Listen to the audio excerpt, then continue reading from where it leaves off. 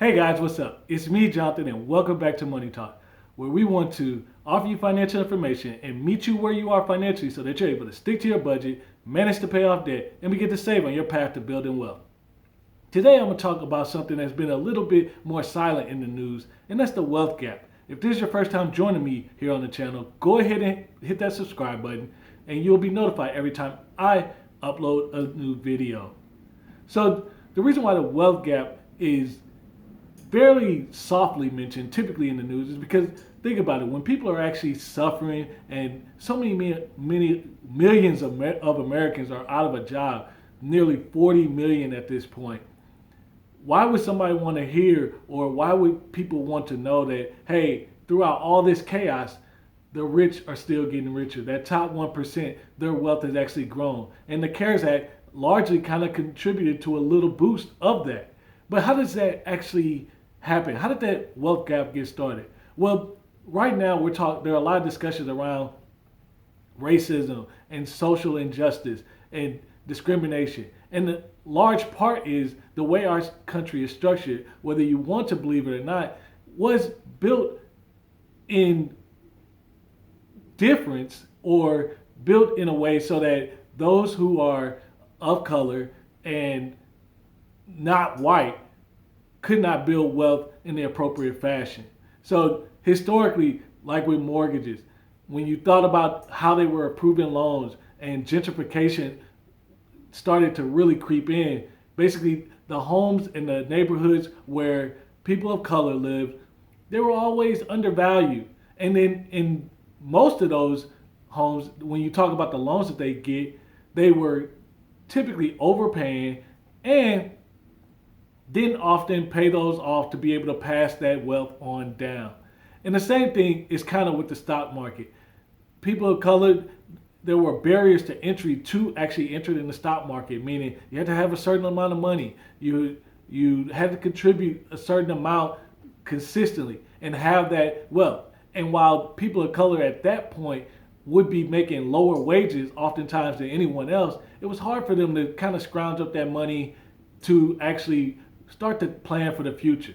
Does any of this kind of sound familiar? It doesn't seem like it's any different for today, does it? It does seem that if you're not white, or if you're of a different denomination or different nationality, you often get paid less, whether you're African American, whether you're Latino, even if you're just a woman. So understanding how all those things play a part, historically, we don't actually know how to actually build wealth in the appropriate fashion. And so how does that make sense, or what does that make sense for today? Why is that important?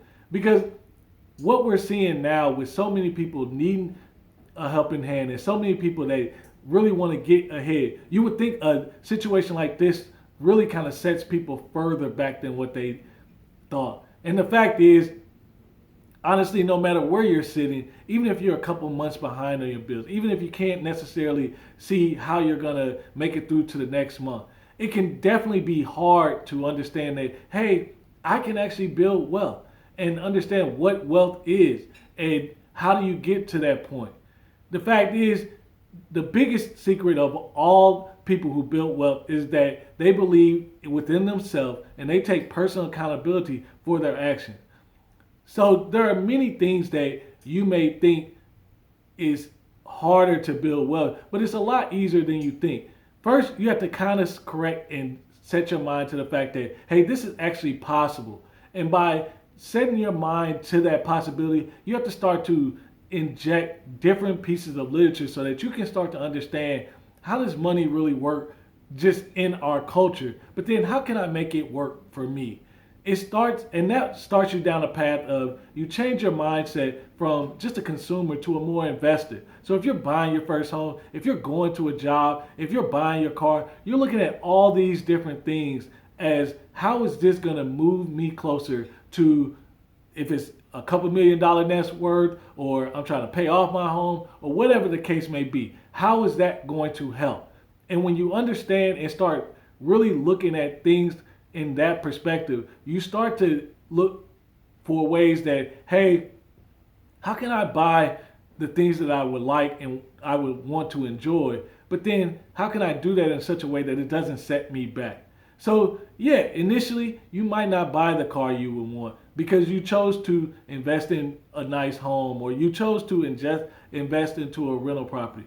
But understand that it's not as simple as you go outside one day and buy a stock and invest in it, or you go outside tomorrow and buy a rental property, or even start a business, whatever the case may be. You have to understand that building wealth is a long term play.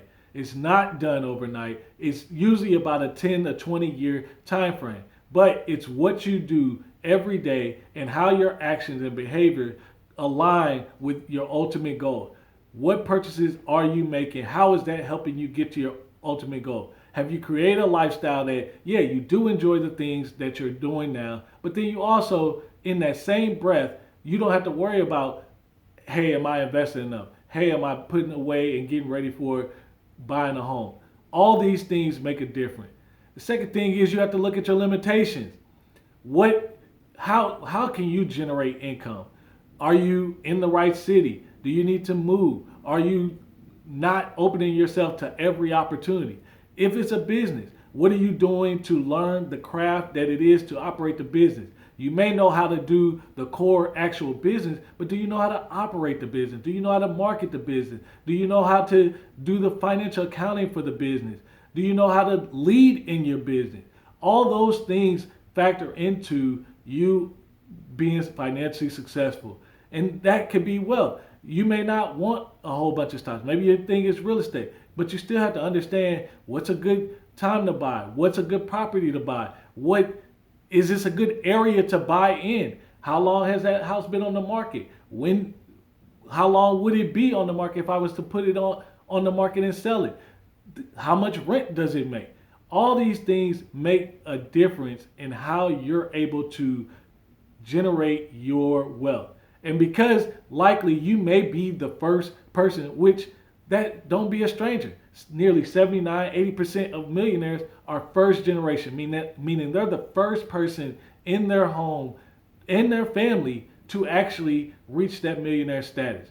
So it's possible. But the fact is, it does take commitment. And you do have to understand that, hey, I'm going to have to learn things and I'm going to have to start doing things different than what I'm doing before. But it is more attainable. It's more attainable now for you to generate wealth. Yes, your credit is important. If you're trying to do real estate or if you're trying to take out that business on you having a strong credit and you being able to manage your finances well, puts you in a position where you can be a person that is lended to. If you want to invest in stocks, nearly anybody that has a pulse could actually invest in stocks and investment. But understand there are repercussions for how you buy and sell. There are tax implications. There are penalties. There are fees that you should be aware of. All these things are not to create a barrier for you to go in, but it's more to create the idea that you understand what you're getting yourself into. And many people who don't generate wealth probably don't do it necessarily because they don't want to. It's because they don't understand what they're getting themselves into. And when you get burned, meaning you messed up on a deal or you get a fee or you have a minor setback, it catches you off guard and you didn't know how to properly prepare. So I really want you guys to understand now, even though it may seem bleak, you can actually build wealth going forward. You can actually have the life you want to. And even though it can seem bleak and even though you can grind, it may take 1, 2, 3, 4 jobs to get you out of this small short-term ditch that you may be in. Be open to doing whatever it takes to get yourself going. Because to be honest, if you don't do it, no one else will.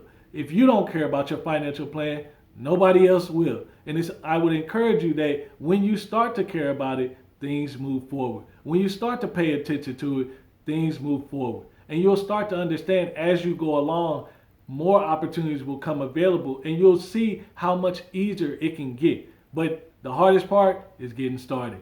So I encourage you, yes, there is a wealth gap. And likely it's because of long-standing things. But that doesn't mean over time we can't change the gap for everyone to have a piece of wealth. But you have to stay committed to it. And again, this is not meant for everybody else. This is meant for you. I hope you guys enjoyed this video, and if you did, give it a thumbs up. And I can't wait to see you guys in the next video.